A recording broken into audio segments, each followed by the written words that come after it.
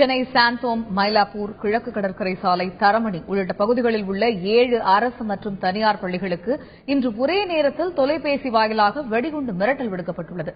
இதுகுறித்து கூடுதல் தகவல்கள் தருகிறார் செய்தியாளர் கோகுல்.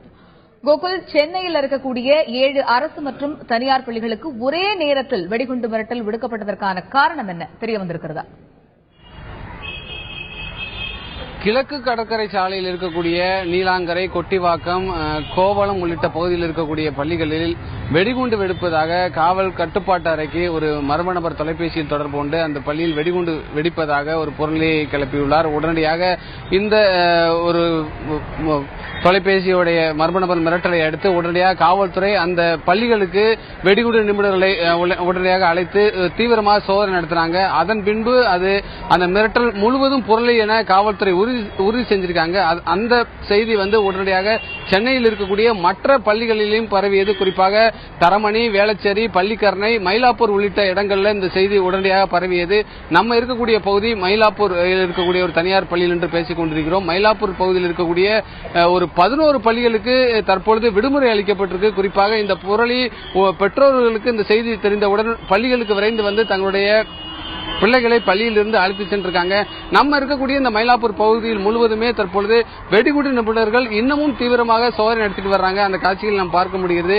தற்பொழுது காவல்துறையும் நேரடியாக விசாரணை செஞ்சுக்கிட்டு இந்த பள்ளி வளாகம் முழுவதுமே மோப்ப நாய்களை வைத்து தீவிரமாக சோதனை நடத்திட்டு வர்றாங்க.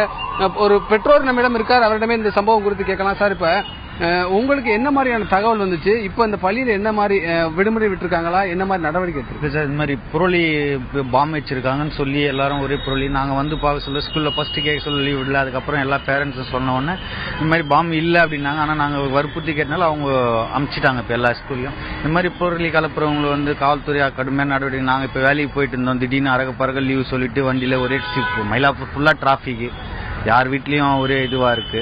அதனால ஒரு தகுந்த நடவடிக்கை எடுக்கணும்னு பரபரப்பா இருக்கு. ஸ்கூல் ஒரு மாதமாக இந்த தகவல் எப்படி சார் வந்துச்சு? எல்லாரும் போன் பண்ணி சொன்னதுதான், இந்த மாதிரி ஸ்கூல்ல பாம்பு அடிச்சிட்டாங்க, எல்லா ஸ்கூலும் விட்டுட்டாங்க அப்படின்னு சொல்லிட்டு எல்லாரும் சொன்னதுனால நாங்க வேலையில இருந்து இப்ப அப்படியே ஓடியாந்துருக்கோம். இந்த ஒரு மாதமாக மழை காரணமாக எல்லா ஸ்கூலும் ஒரு மாசம் லீவ் விட்டுருக்காங்க. லீவ் விட்டனால திருப்பி இந்த மாதிரி குழந்தைங்களை ஸ்கூல் 7 மணில திரும்பும் போது மறுபடியும் இந்த மாதிரி வெடி மிரட்டல் விட்டுருக்காங்க. அதனோட அந்த கொடூரமான பாவிகளை பிடிச்சி காவல்துறை அதிகாரி தர்க்க நடவடிக்கை எடுக்கணும். அதாவது இந்த வெடிகுண்டு மிரட்டல் விடுத்த நபர் மீது கடுமையான நடவடிக்கையை காவல்துறை எடுக்கணுங்கிறது பெற்றோருடைய ஒரு முக்கியமான கோரிக்கையா இருக்கு. அதே போல உடனடியாக இந்த செய்தி பரவியதை அடுத்து சென்னையில் இருக்கக்கூடிய பல இடங்களில் இருக்கக்கூடிய பள்ளிகளுக்கு தற்பொழுது விடுமுறை விடப்பட்டிருக்கு. குறிப்பாக மயிலாப்பூரில் மட்டுமே ஒரு 11 பள்ளிகளுக்கு விடுமுறை விடப்பட்டிருக்கு. சென்னையில் இருக்கக்கூடிய இது போன்ற பள்ளிகளில் வெடிகுண்டு நிபுணர்களும் காவல்துறை தீவிரமாக சோதனையை தொடர்ச்சியாக மேற்கொண்டு வர்றாங்க. காயத்ரி.